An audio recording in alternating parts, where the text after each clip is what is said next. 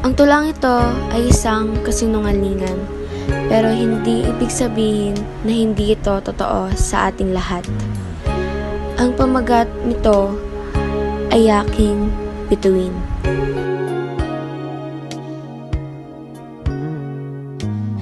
Binago ng pag-ibig mo ang pananaw ko sa mundo simula nang tayo'y pinagtagpo ng mapaglarong mundo. Hindi ko lubos akalain na ang isang lalaking tangi kong panalangin at habang buhay kong hinihiling ay habang buhay pala akong ikukulong sa isang sitwasyon na hindi ko naman hiniling. Kung ako ang iyong buwan at ikaw ang tangi kong bituin sa isang daang bituin sa kalangitan, kung ako ay papipiliin ng tadhana, mahal, 100 beses kitang pipiliin. Sabi ng matatanda, darating daw yung tamang tao sa hindi inaasahang pagkakataon, sa hindi inaasahang panahon, na marahil ay tama sila. Tama sila dahil ikaw ay dumating sa hindi ko inaasahang pagkakataon. Pagkakataon na sana'y pinagkait na lang ng panahon. Dahil ako ngayon ay bilanggo. Bilanggo ako ng mga ala-ala, alipin ng takot at pangamba. Mahal, kailan kaya ako makakawala sa mga ala-ala nating unti-unti nang nabubura? Naalala mo pa ba ang mga tulang iyong isinulat at sinabi mong ito ang mga paborito mo na alam mong darating ang panahon na tayo hahantong sa ganong sitwasyon? The moon already found his star. Meanwhile, the sun was left with a scar, but continues to admire the star from afar. Even up to this day, the star chose to stay.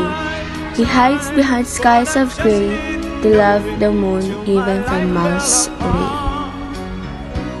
Mahal, posible pa rin kayang makalaya kung sariling isipan ng siyang umaalila? Patawad, mahal ko. Sinubukan ko namang maging matatag pero mahirap malaman wala ka ng tuluyan. Mahirap mawalan ng isang tao na hindi nababalik. Mahirap tanggapin ang katotohanan na wala ka na sa aking piling. Kahit pa pagsamasamahin ng mga nasulat mong tula, mahal, kulang ang mga salita para masabi kung gaano ka sa akin kahalaga.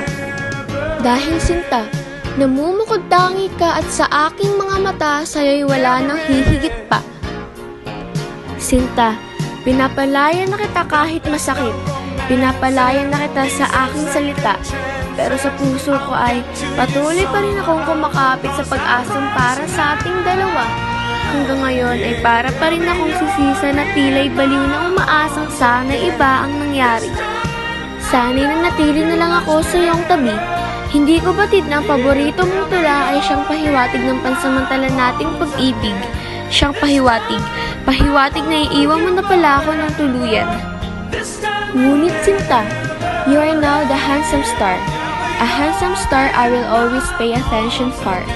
Goodbye, I love you in another life, aking bituin.